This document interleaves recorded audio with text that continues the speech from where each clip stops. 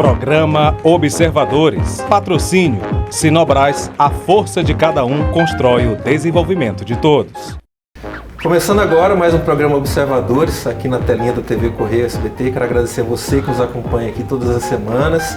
Dizer que a gente continua sempre trazendo assuntos inéditos e que a gente sabe que vão ter, né, algum retorno bacana para vocês de casa. Hoje a gente vai falar de saúde, que é uma coisa que vocês nos pedem muito, então a gente não deixa de, a cada 2 meses, trazer alguém aqui da área de saúde. Hoje, recebendo aqui a doutora Cláudia Dizioli, ela que é pediatra. Uma lista imensa aqui de especialidades, mas é uma das médicas muito conhecidas nessa área aqui em Marabá, que tem um grande trabalho. E para nos ajudar nesse bate-papo aqui hoje, a gente convidou a nossa colega Luciana Araújo, lá da equipe do Portal Correio de Carajás, do Jornal Correio. Então a Luciana vai representar vocês aqui nas perguntas. Eu falei, Luciana, põe para funcionar aí as tuas perguntas da rua, né? E vamos começar então dando um bom dia para as nossas convidadas. Doutora Cláudia, bem-vinda, uma honra tê-la aqui. Muito obrigada pelo convite. Bom dia, Luciana. Bom dia. Tá bom? E eu agradeço muito, né? Vamos falar aí do que o pessoal... Bota quente aí, Luciana. que o pessoal quer saber de mim. Tirar as dúvidas do pessoal. Verdade. Luciana, bom dia, bem-vinda. Bom dia, obrigado, Patrick. É a primeira vez aqui no programa. Sim, minha estreia na TV, então vamos que vamos. Sempre traga alguém lá da redação, hoje é a vez da Luciana. Está estreando aqui com a gente. Bem-vinda. Doutora, eu quero começar especificando para a turma de casa, né, o seu envolvimento com a medicina. A senhora está me contando aqui que é paulista, né? Antes de tudo, eu queria dizer aqui que a senhora tem pediatra, né, com residência na USP, em Ribeirão Preto, São Paulo, infecto-pediatra, intensivista pediatra e também emergencista pediatra. A gente vai falar sobre tudo isso aqui, explicar, certo, inclusive eu pedi para a Luciana ler bastante sobre isso aí, para a gente explicar o que é um infecto, o que é o intensivista, que sabemos que são coisas muito importantes. Sim. E também uma outra paixão sua, que é a docência, né? Sim, na UEPA, no nosso querido curso de medicina da Universidade Pública Estadual, que é um orgulho para a gente. Então vamos também entender aqui como é que está o curso de medicina, certo, o seu envolvimento com esse trabalho, que é um trabalho muito bonito. Mas eu queria que primeiramente só explicasse para a turma de casa como surgiu o seu envolvimento com a medicina, o interesse por cursar medicina e o interesse específico por pediatria. Certo. Olhe para ali. À vontade. Então, desde pequena, né? Na verdade, assim, desde pequena meu pai fala que eu brincava, né, com essas coisas, minha mãe, né? Mas eles falaram que eu falava que ia ser veterinária. Meu pai falou assim, imaginou o elefante do circo tem uma diarreia, você vai cuidar? Aí eu falei, não vou. E aí eu falei, então é melhor ser médica, filha, então tá bom, brincando. Eu nunca tive interesse por outra coisa. Fui prestar vestibular, prestei para medicina, passei para medicina e assim, a pediatria foi uma paixão desde o primeiro ano da faculdade. Então, eu não pensei em outra coisa. Na verdade, eu pensava, não porque eu gostava de criança, eu gostava de pediatria também, muito de criança, obviamente, né? E aí fui caminhando na faculdade, eu vi que era isso, né? Todas as especialidades que eu entrava, que a gente estudava, eu gostava, mas a pediatria foi que ganhou meu coração. Foi que lhe conquistou. Foi. Certo. Já são quantos anos já militando na profissão? Esse ano eu completo 30 anos de formado. Dia desse. Sou jovem, conservado. Dia desse. Tempinho bom. Tem muito chão, muita coisa, muito trabalho nessa área. E como foi que a sua chegada a Marabá? Se deu em que contexto? Deu o seguinte, em 2007 a gente foi abrir a UTI do Hospital Regional, né? Sim. UTI pediátrica, foi um convite. Na verdade o hospital foi aberto em outubro de 2006 e eu vim em março de 2007 para ser coordenadora da UTI pediátrica do Hospital Regional. Já estava em funcionamento? Já estava em funcionamento há alguns meses, né? Mas ainda estava sem essa coordenação. Certo. Então, devo entender que a senhora participou da constituição dos protocolos que são usados na UTI. Todos, com certeza. A senhora já não está mais na equipe, né? Isso, não estou mais na equipe desde 2017, certo. 18, mas assim, a gente construiu uma coisa bem bonita lá, né? Deixou bastante legado. Eu estou contextualizando sobre a sua saída de lá, até porque nós vamos lhe perguntar bastante Luciana, sobre o Hospital Regional, mas obviamente mais para o povo de casa entender como é que funciona a UTI pediátrica do hospital e sem nenhum interesse aqui de meter pitaco com quem está lá hoje, não é o nosso interesse, né? Até para lhe deixar mais à vontade para falar sobre o assunto. Eu queria também que a senhora falasse, doutora, sobre a faculdade, como é que se deu a sua entrada na faculdade? A faculdade, desde o projeto de entrada da faculdade vir para cá, nós fizemos uma pós-graduação, todos os interessados em educação médica, foi um grupo grande, desse grupo atual, a maioria está lá ainda, antes da implantação, foi na verdade um curso para uma implantação da faculdade. Certo. E fizemos juntos esse curso e a faculdade foi criada em 2013, né, o curso veio para cá, Algumas pessoas entraram no primeiro ano, no segundo ano, eu entrei em 2016, que fomos entrando de acordo com os anos, né, com os semestres que iam se passando. Certo. E a parte da pediatria em 2016 eu entrei, e de lá para cá sou responsável por toda a pediatria do ciclo básico e clínico, né, só não internato. E aí eu fico com os meninos aí para dar todas tudo que você entende de pediatria aí, né? Já tivemos 2 turmas formadas lá, é isso? 4 turmas. 4 turmas já. 4 turmas formadas já. Isso. E os médicos muitos ficaram aqui em Marabá, sabe? Então foi uma coisa muito boa. Hoje ao longo do programa a gente vai falar bastante sobre isso. Estou só deixando a introdução por enquanto. Luciana, por favor. Eu queria saber se a gente já tem especialização em pediatria aqui em Marabá. Ótimo. Ainda não temos. Na verdade tem um projeto de residência médica que já está mais ou menos adiantado, tá? E nesse projeto inclui a pediatria, a clínica médica, a cirurgia, ginecologia e obstetrícia. Porém, ainda não, isso está em estudo, está em andamento, tem um grupo que está fazendo, né, essa implantação. Deve vir, né? Em breve isso vai acontecer. Em breve chega pra gente também. Chega.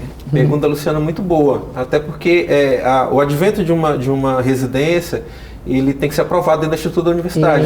Isso, exatamente. Criar um orçamento e tudo mais. Isso, o Ministério da Educação, o MEC, né? O Ministério da Saúde tem todo um trâmite, né? Mas teríamos como criar essa estrutura aqui facilmente? Tem como criar. Não é tão facilmente, mas existe como, né? Porque demanda tem, né? Uhum. Demanda tem. Sim, nessas 4 áreas básicas, pelo menos, é possível. Uhum. É possível, sim. Eu estou lhe perguntando isso porque a gente ouve falar muito aí, vai ter um curso de medicina em tal lugar, mas lá nem tem hospital. Isso, então, exatamente. Assim, como é que se dá essa questão em relação ao hospital? Utilizaria-se a estrutura hospitalar daqui? Regional? Isso. Regional, Hospital Materno Infantil de Marabá, Hospital Municipal de Marabá, unidades básicas, toda a estrutura daqui mesmo, né? Na verdade, seria uma coisa muito boa para a estrutura, né? Que acaba melhorando. Uma residência médica sempre vem a melhorar, né? A qualidade. Tá. Luciana.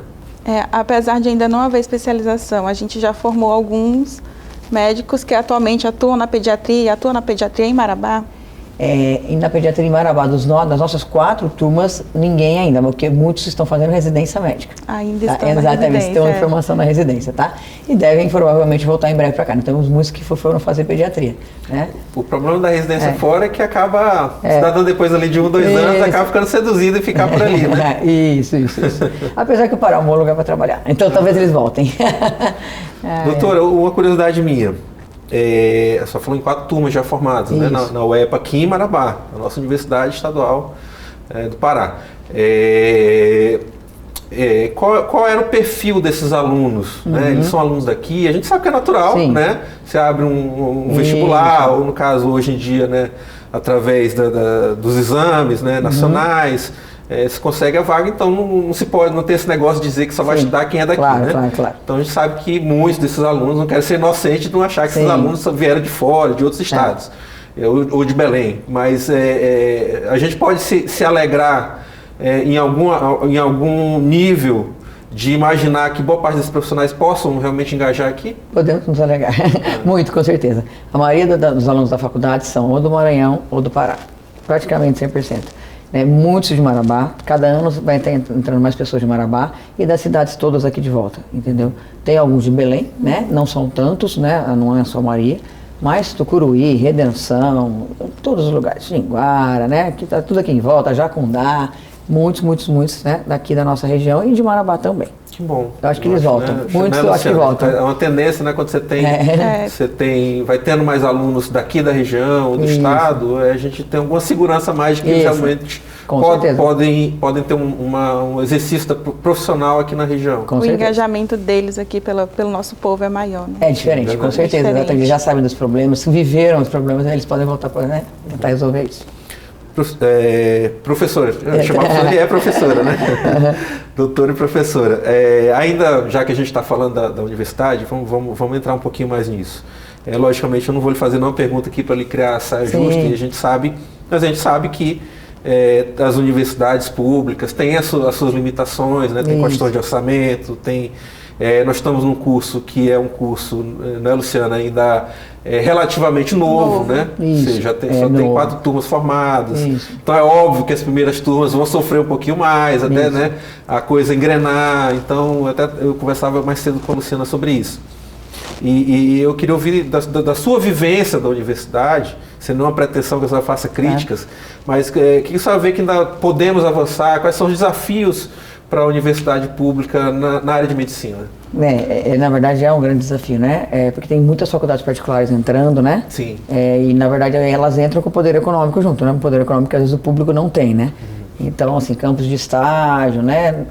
Acabam sendo também ocupados por essas pessoas, não tem como, né? Então a universidade pública está tentando fazer o melhor possível que a gente consegue. A gente sabe que aqui está numa crise, todo mundo viu isso na imprensa, né? Porque nós tivemos, a partir de 2019, 2 entradas no vestibular, 2 vezes por ano. A faculdade era uma entrada por ano só, desde que ela foi criada. Ou seja, mais gente entrando e exigência de mais estrutura. Exatamente, tem mais estrutura e precisaria de mais docentes. E nós estamos com realmente um contingente de docentes pequeno, agora em relação ao número de alunos que nós temos. Então isso já está sendo conversado com a reitoria, com o governador. Do protesto recente dos alunos, exatamente, mas parece que o governo já está se movimentando para tentar resolver, mas tem que ser resolvido, né? A gente tem uma estrutura boa, a gente tem, os alunos são muito bons. Eu acho que a gente tem toda a condição, né, de fazer esse curso. Os laboratórios são bons? O prédio é muito bom, são bons, os laboratórios são bons. A estrutura em si é boa, A estrutura em si é boa, né? Não dá pra gente queixar. Então, eu acho que a gente precisa agora é material humano, né? O que está precisando. Certo. Inclusive, Luciana, tem até uma pergunta sobre, só citou aí a universidade particular, né? Isso, assim, a gente tem a presença muito forte da pública. Sim. E as particulares estão chegando a Marabá agora. Isso. Então, o que é diferente nesse cenário? O que a gente tem de diferença para um aluno que está ingressando na universidade pública e para o que vai ingressar na universidade particular? Pensando muito também que a nossa região aqui tem muitas particularidades. Sim. E a gente recebe alunos de fora. Isso. Então, existe um choque também, né? Muitas vezes cultural e geográfico aqui da região. Muito boa pergunta. Na verdade, assim, o aluno que entra na faculdade particular é um aluno pagante, né? E ele exige por alguns direitos algumas coisas que ele está, inclusive, pagando por ela, tá? Então, tem muito mais na faculdade particular, muito mais alunos de fora, muitas vezes até fora do estado, realmente, né? De outros locais que vêm para cá. Eles têm uma estrutura muito boa montada, porque realmente eles têm, a parte econômica é muito diferenciada. Porém, assim, também esbarram na questão de recursos humanos e de locais para estágios práticos, etc. Né? Então, a diferença, assim, o aluno que está na UEPA, como a nossa universidade está completando 10 anos no curso de medicina agora esse ano, a gente já tem uma estrutura montada, tá? Então já tem uma estrutura já mais antiga e que já tem coisas mais determinadas, mais definidas para eles fazerem de parte prática, tudo isso. Na universidade nova eles ainda estão em busca de montar, de fazer esses estágios acontecerem e aos pouquinhos isso com certeza vai acontecer, mas ainda está muito novo, né, para a gente ter essa entrada. No caso dessa faculdade particular de Manaus, até criaram uma clínica médica agora, não foi? Sim, tem um ambulatório novo deles, tudo isso, exatamente. Para a cidade agrega, né? Toda e qualquer coisa que vem aqui de relacionada à saúde agrega, né? Com certeza, né? Acaba sendo um atendimento público. Né? Isso, acaba sendo atendimento público, que é gratuito, né? Exatamente. Certo. E até aproveitando desse gancho, a gente tem hoje o Hospital Materno Infantil aqui em Marabá, só que assim, atualmente ele é muito mais materno, faz ali o atendimento obstetrício, né? Das mulheres. E infantil ainda nunca foi para valer, né? Na verdade, assim, esse infantil é da parte de neonatologia. Isso tem, né? Ele não, tinha um projeto da prefeitura de colocar toda a parte de criança lá, sim, né? De ser a parte para expandir o hospital, que nunca aconteceu. Que nunca deu certo ainda.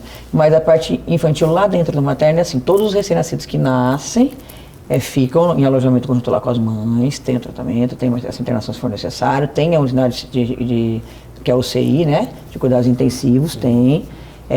Que se nascer grave, nascer prematuro, podem ficar lá, ou dependendo do quadro, são transferidos para o regional. Então tem essa assistência sim, mas para o neonato, que é até 28 dias, uma criança de 0 a 28 dias. Né? A parte infantil fica ainda no Hospital Municipal de Marabá, né? No CESP. Então, a parte infantil aí do materno infantil seria essa, só dos recém-nascidos, né? Tá. Então não é errado chamar de materno infantil. Não é. Embora eles estão tendo assistência, tá? Realmente os neonatos não nunca tenha feito aquela expansão que é sonhada também, né? Que não acredito que a prefeitura vai fazer. Pessoal, quem ligou a TV agora, a gente está recebendo aqui a doutora Cláudia Dizioli, pediatra, que movimentou a agenda dela para estar aqui conosco hoje, conversando com vocês. A gente agradece novamente. E participando desse bate-papo conosco, nossa colega Luciana Araújo, lá da redação do Portal Correio de Carajás. A gente vai para um rápido intervalo e voltamos já aqui na TV Correio.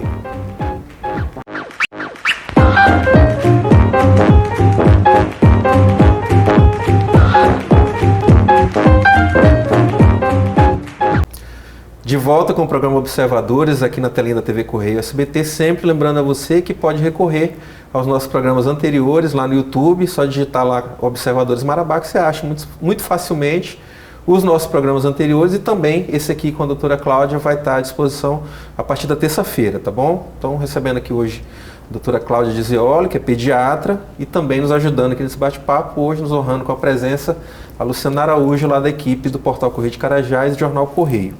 Doutora, a gente contextualizou bem aqui sobre, né, seu trabalho na universidade e tudo mais. Até quero colocar uma imagem aqui, Salatiel. Aquela imagem número 1 aí. Olha aí, ó, orgulhosa com o seu crachá. Eu achei tão bacana. Pode deixar a imagem aí, Salatiel. Só porque eu amo muito ser professora, abre aspas. Primeira foto com crachá de peso, fecha aspas. Sua postagem nesse dia. Achei tão bonito. Eu acho muito bacana, acho que a Luciana também concorda, quando a gente vê um servidor público que ama o que faz, sim, que está ali porque, né, logicamente está pela sua profissão, né, pelo salário também, mas quando a gente vê um servidor público que demonstra o seu carinho para que as coisas deem certo, sim, né, o seu trabalho dedicado. E então, em seu nome, através dessa postagem, eu quero homenagear e parabenizar todos os servidores públicos da nossa universidade do estado do Pará. Tem mais uma imagem aí que eu acho que a senhora com a turma. Opa! Tá aí, ó, com a turma. E eu até quero aproveitar que está todo mundo de máscara para a senhora contar para a gente um pouquinho como é que foi o período de pandemia na universidade. Acredito que tenha atrapalhado bastante. Atrapalhou bastante. Né? Nós ficamos sem aulas presenciais, né? Tendo que dar aula remota. E isso na medicina é muito crítico, né? Muito difícil. Então foram meses assim, muito pesados para todo mundo emocionalmente, né?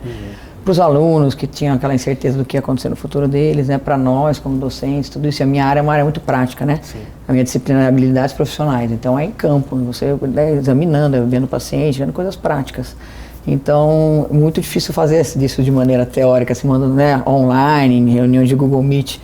Então foram tempos duros, mas a gente conseguiu passar, a gente voltou em tempo recorde, aí, se for ver, a gente voltou às aulas foi em março que tudo se fechou, a gente conseguiu voltar às aulas em agosto, né? A gente fez uma comissão, né, na UEPA, aqui de Marabá, para tratar só dessa parte, né, da pandemia, né, de todos os cuidados que ia ter com a volta às aulas com os alunos, etc.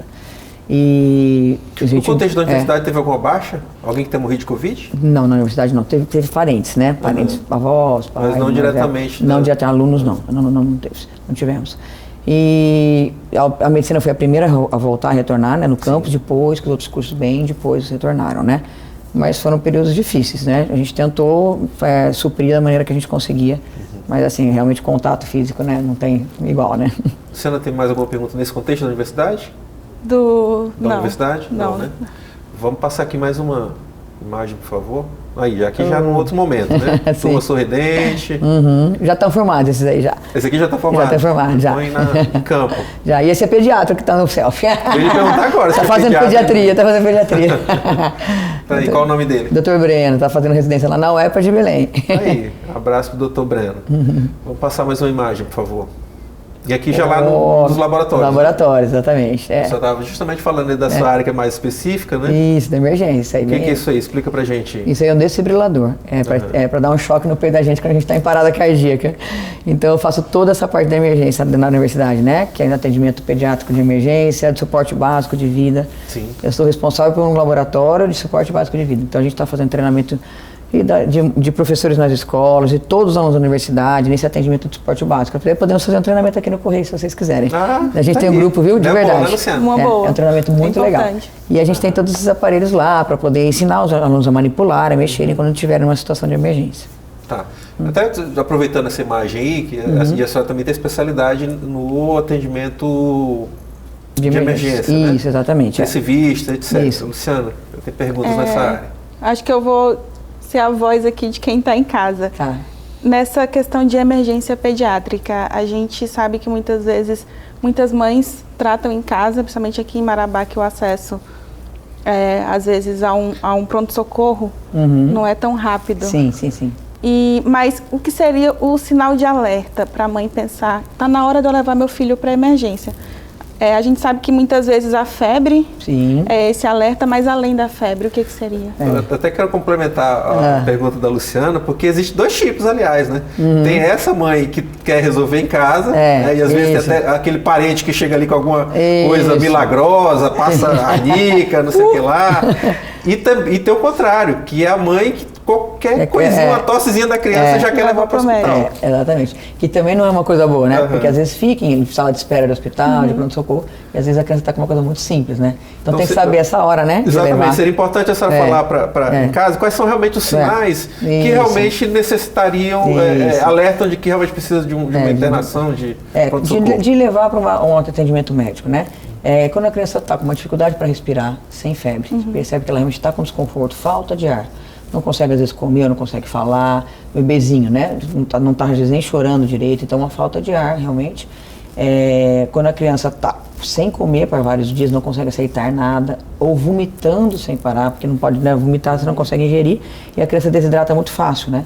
Então, isso pode levar a uma desidratação. Com um quadro de diarreia muito profuso, assim, diarreia muito volumosa, evacuando muitas vezes ao dia, e a mãe não está conseguindo dar, né, pela boquinha da criança o líquido para repor, é ideal ver se está ficando com o olhinho fundo, você perceber que está com sequinho o olho, né? Levar para o hospital, porque às vezes tem que tomar um soro nesses casos.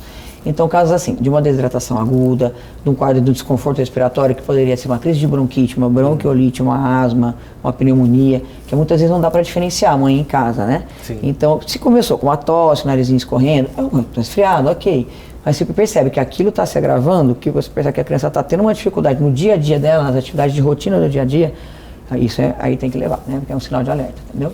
Doutora, crise alérgica é comum em criança e também é uma coisa que necessita ir rapidamente ver também o atendimento profissional? Isso. Na verdade, assim, tem vários tipos, né? A crise alérgica respiratória, tem a de pele, né? Que fica cheia de manchinhas, às vezes com alguma coisa que comeu, alguma coisa que entrou em contato.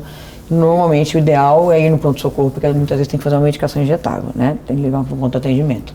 Até porque eu imagino um caso de realmente severo de alergia, ele evolui muito rápido, né? Evolui, pode fechar a glote, tudo isso, né? Pode ficar com uma falta de ar.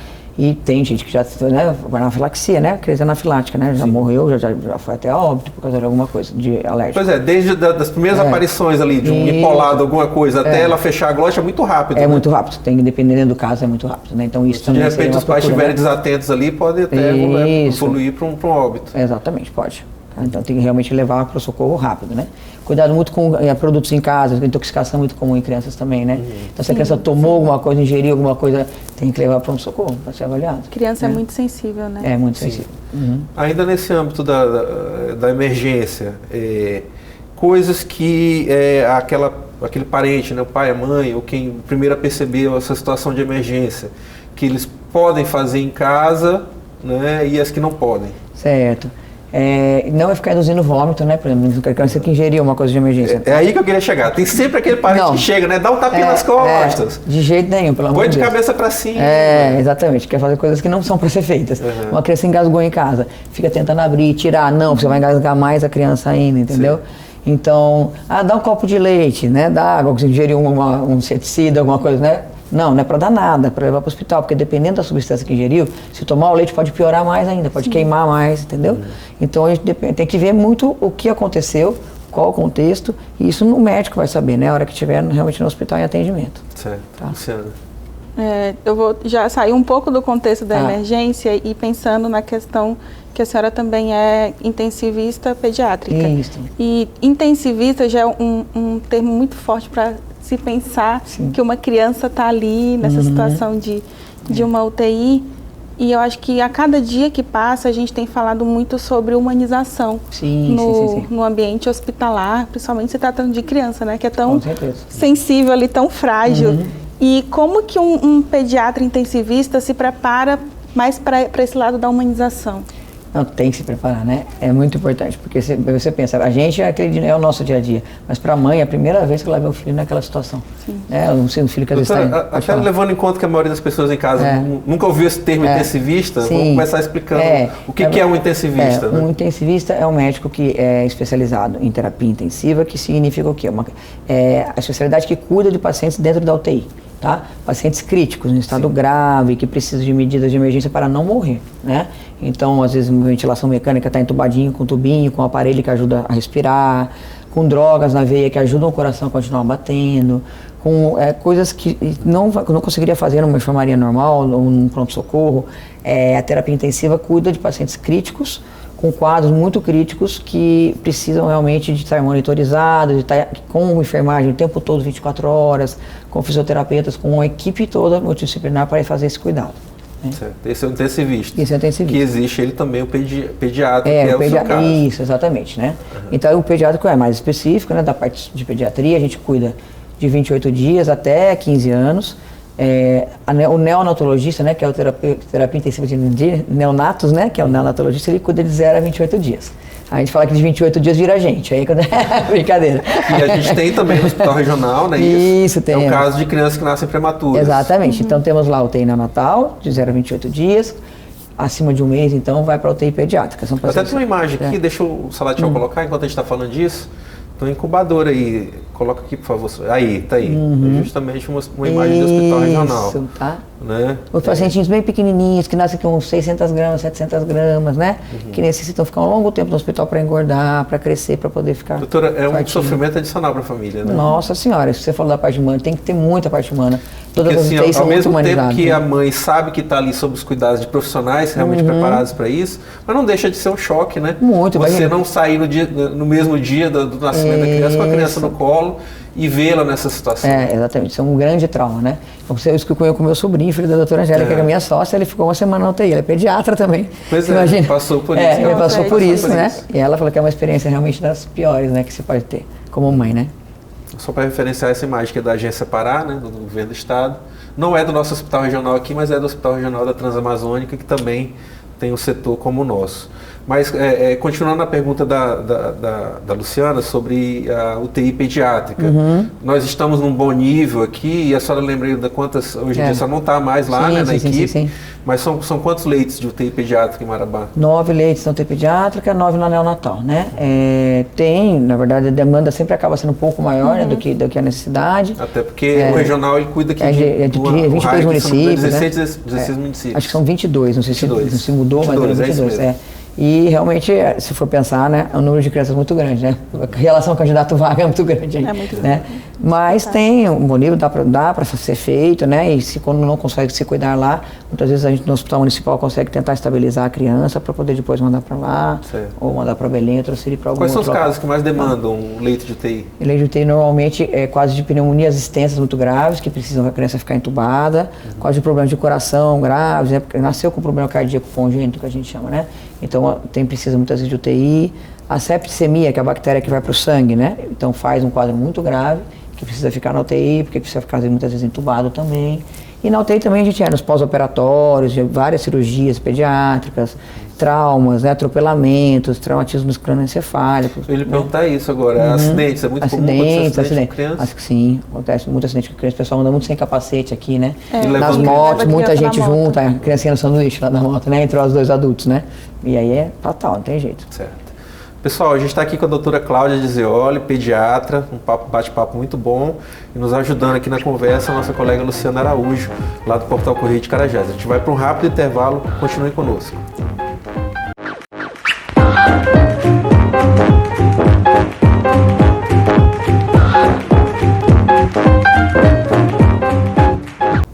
De volta com o programa Observadores, aqui no SBT Marabá. Hoje nós estamos aqui recebendo a doutora Cláudia Dizeoli, pediatra, e também aqui conosco, nos ajudando nesse bate-papo, com a nossa colega Luciana Araújo, lá do Portal Correio de Carajás e do jornal Correio. Doutora, a gente falou já aqui nesse bloco anterior sobre emergência, a importância do intensivista. Eu queria falar também sobre prevenção. Ótimo. Quais são as coisas mais importantes? Até voltando mais um pouco, embora já não seja o seu foco, né? Mas coisas que acontecem lá atrás na gravidez e que depois redundam numa criança que vai ter uma vida muito ligada ao atendimento médico. Sim. Na verdade, assim, pré-natal, a primeira coisa, né? Olha o meu sobrinho aí, ó. O Gabriel. Lindão. O pré-natal é muito importante. Na verdade, a gestante teria que ser bem cuidada, né? E conseguir ter acesso a esse pré-natal. Mas muitas vezes não procuram, não é culpa da rede de saúde, né? Sim. E não fazem esse pré-natal adequado. No pré-natal já se detecta muitas coisas que pode prevenir na hora do nascimento, né? Que poderiam acontecer de ser fatais. Então, um pré-natal adequado, com vacinação das gestantes, né? Com todo esse acompanhamento. E na hora do parto, ter essa assistência no parto, que agora no materno infantil a gente tem, pediatra em todos os partos, né? Na sala de parto, que também é uma coisa que é o certo, o ideal, né? O preconizado é isso, né? Para poder, na hora do parto, do nascimento, aconteceu alguma emergência, o pediatra está lá para fazer aquele atendimento preciso. Né? E também aos cuidados depois do nascimento para o prematuro, né? Então... É uma coisa interessante, né? Porque tem muita gente. A gente pensa que é brincadeira, não tem os números aqui, infelizmente, mas o número de pessoas que levam a gravidez por conta própria, né, e só aparece no hospital na hora do nascimento da criança é imenso, é muita gente, né? Com certeza. Principalmente zona rural. Então, assim, a gente fala isso, não é com nenhum tipo de... não é querendo pegar no pé das pessoas que moram na zona rural, acho que não deveria nem ter. Mas, assim, acontece, é a realidade das coisas, a gente tem que dizer, né? E é importante que você de casa aproveite esse alerta que está sendo feito aqui pela doutora Cláudia, de que não dá para você levar uma gravidez inteira sem ter um acompanhamento, né? O pré-natal é importantíssimo. Imagina você que a criança nasce depois com algum tipo de condição especial, etc. E você não está preparado para isso, né? Então é muito melhor você se preparar antes, né? Prevenir esse tipo de ocorrência. Tem N doenças que são preveníveis, né, doutora? Com certeza. Nós temos um conceito atual em medicina, na parte de pediatria e materno infantil, né? São os primeiros 1000 dias de vida. O que são os primeiros 1000 dias de vida? Que tem que ter um cuidado muito intenso. É a gestação, tá? Que são os 9 meses, né? Que são 270 dias, mais os primeiros 2 anos de vida, se você somar dá 1000 dias. A gestante fazendo o pré-natal adequado, se alimentando adequadamente, tomando as vacinas, fazendo prevenção, ultrassons, vendo se tem alguma doença prévia para na hora do nascimento cuidar. E o bebezinho, os primeiros 2 anos, ter as vacinas adequadas, tomar as vitaminas adequadas, aleitamento materno, tudo isso é prevenção. Se o ser humano, todo mundo, de maneira geral, nesses primeiros 1000 dias de vida, se tiver um cuidado adequado, a chance de ter doenças crônicas, hipertensão, diabetes, câncer, tudo isso cai muito, entendeu? Então é uma prevenção que a gente não consegue imaginar, né? As vacinas, mas é para o futuro, as vacinas, né? Vacinas. Exatamente. Então é uma coisa bem interessante. Doutora, a senhora trabalha também num pronto-socorro particular, né? Isso, a senhora tem uma pergunta sobre isso. Pode falar.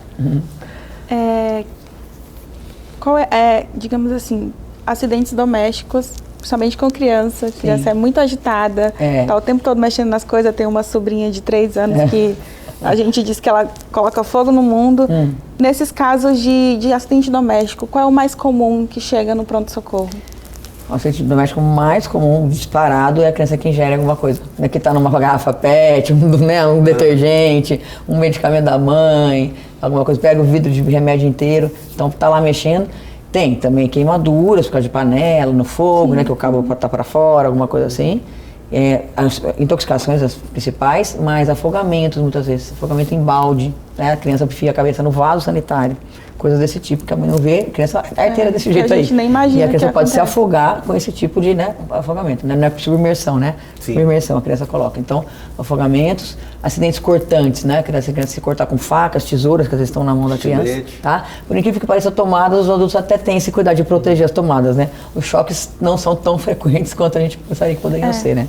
É interessante essa sua resposta, porque, por exemplo, essa questão da criança colocar a cabeça no vaso sanitário, eu mesma não sabia. Sim, então pode. já serve de alerta muitas coisas que a gente nem imagina. Não deixa a banheira aberta, fechada, porque a criança vai lá e faz cada coisa que vocês nem imaginam. Tem isso. Ainda nessa coisa do pronto-socorro, eu só trabalho no pronto-socorro infantil. Isso. Né? Isso. Que é particular. Entendo que é um negócio particular, relativamente novo aqui em Marabá, né? Isso, exatamente. A senhora vê uma tendência de surgirem mais clínicas nesse sentido? É um negócio que tem procura realmente? Tem procura, é um pronto-atendimento, né? Nosso da Pronto Baby. Ele, na verdade, é o primeiro pronto-atendimento de Marabá. Inclusive é lá essa foto, exatamente, isso. O pronto-atendimento em Marabá infantil, só desse segmento, não temos, né? Nós temos o Hospital da Unimed, mas são clínicos gerais que atendem.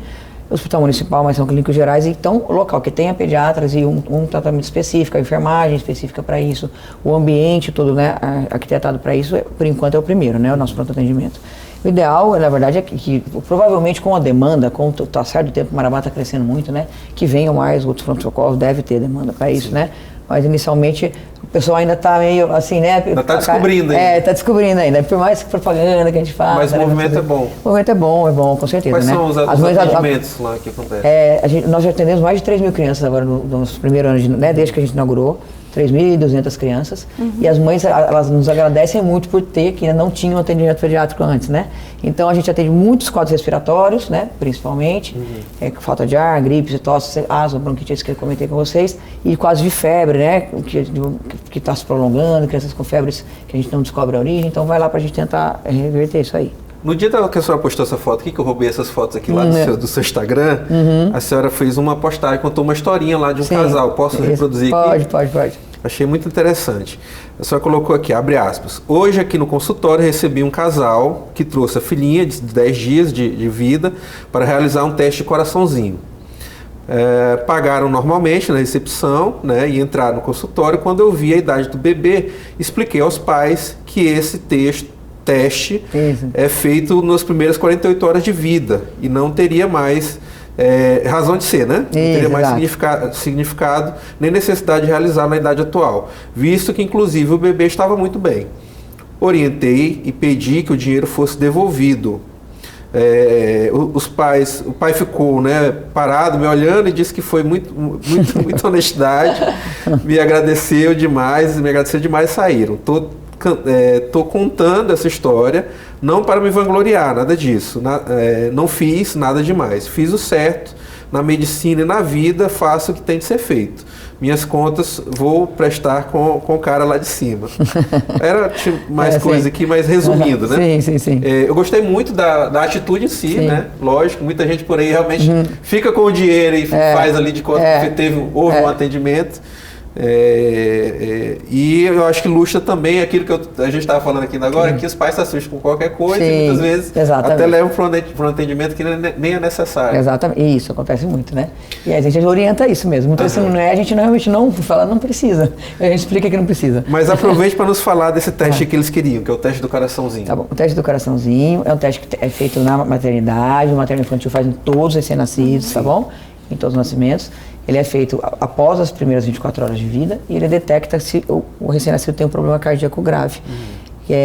Pode acontecer, os problemas cardíacos mais graves são aqueles que misturam o nosso sangue arterial com o venoso, que é o nosso sangue que leva oxigênio para o nosso corpo com outro sangue que traz, né, as sujeirinhas do nosso corpo.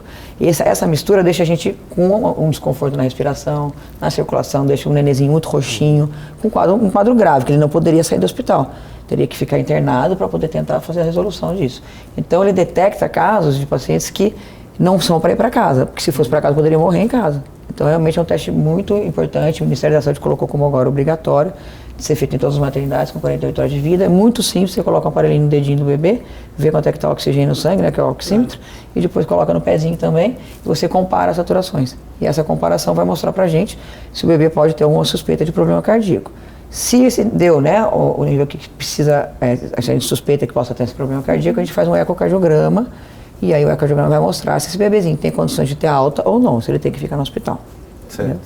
É uma prevenção também, né? Perfeito, uma prevenção também.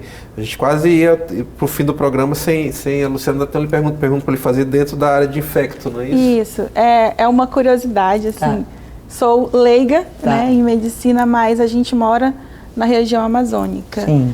E existe alguma doença infecciosa que aconteça muito aqui e em outras regiões do nosso país já é baixa? Assim, em algumas outras regiões existe. Na verdade, é a leishmaniose visceral, Perfeito. Que é o calazar, né, aquela doença do cachorro, mas que pega na criança, que deixa o fígado bem grande, o baço, tudo, e causa uma alteração no sangue bem importante. Nós temos muitos casos aqui ainda, muitos. Em algumas outras regiões do Brasil tem, mas não são todas, são poucas. Realmente aqui no Pará, na Amazônia em geral, a gente vê bastante. Então, a dengue tem no Brasil inteiro, né? A gente está numa época de muita dengue, né? Mas dessas doenças todas que a gente pensar tropicais, eu acho que seria mais a malária e a leishmaniose, principalmente a leishmaniose. Tem um fator climático envolvido? Então, Teoricamente é por causa da questão de matas também, né? De zonas rurais grandes, né? Os cachorros às vezes não são acompanham no veterinário, fazem vacina, nada disso, né? Cachorros às vezes de rua. Até complementando a pergunta da Luciana, nós temos uma situação específica aqui na Luciana, que a gente cobre todos os anos. Esse ano está ainda na espreita e não aconteceu para valer, mas possivelmente vai acontecer que é enchente. Sim, é isso? sim. Então é comum, a gente vai fazer reportagem sobre as regiões que já estão alagadas, os bairros estão alagando, Sim. e a gente sabe que muitas famílias deixam para sair só na última hora, enquanto isso as crianças estão ali com o pé dentro da água, uma água que está vindo, retornando de esgoto, né? Isso com certeza é muito preocupante. Pode causar leptospirose, hepatite A, quadros de diarreia bem importantes, né? E dengue também. Então, dessas doenças todas que eu falei, a hepatite A é uma doença prevenível, tem vacina, né? E a gente sabe, né, sabidamente que no último ano, nos últimos 2 anos, a cobertura vacinal de todas as vacinas caiu de maneira expressiva, né?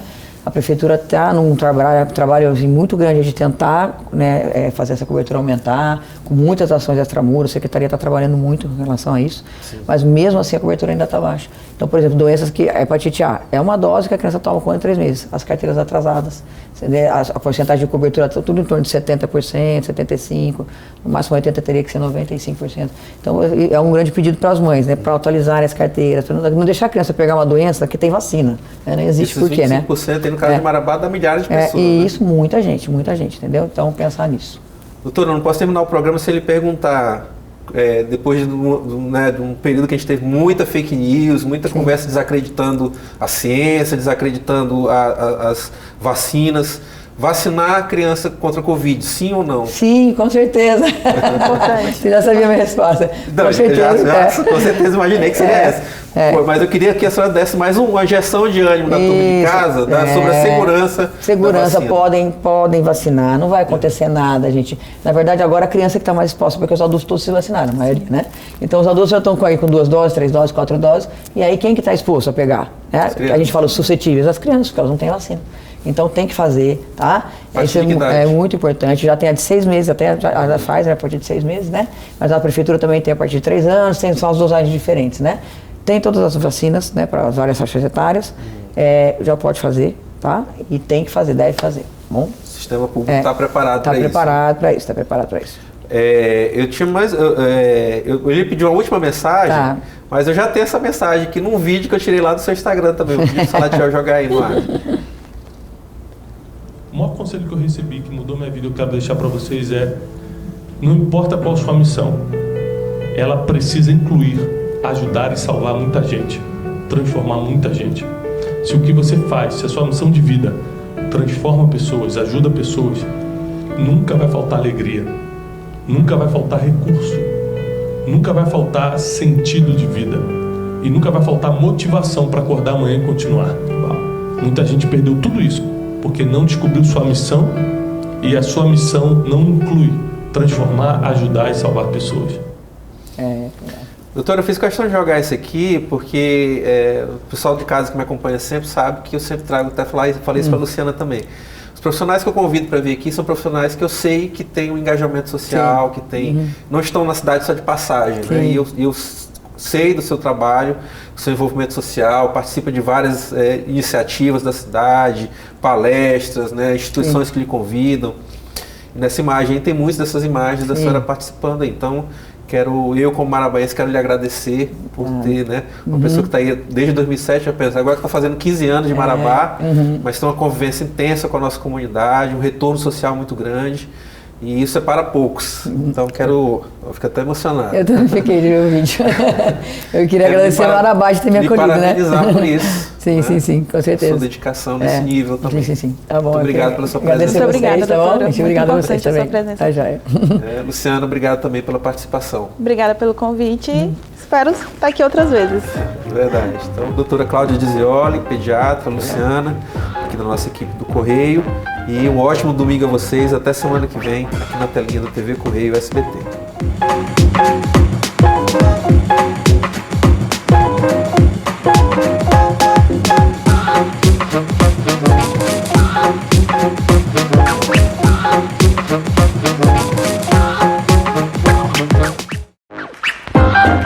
Programa Observadores. Patrocínio. Sinobras, a força de cada um constrói o desenvolvimento de todos.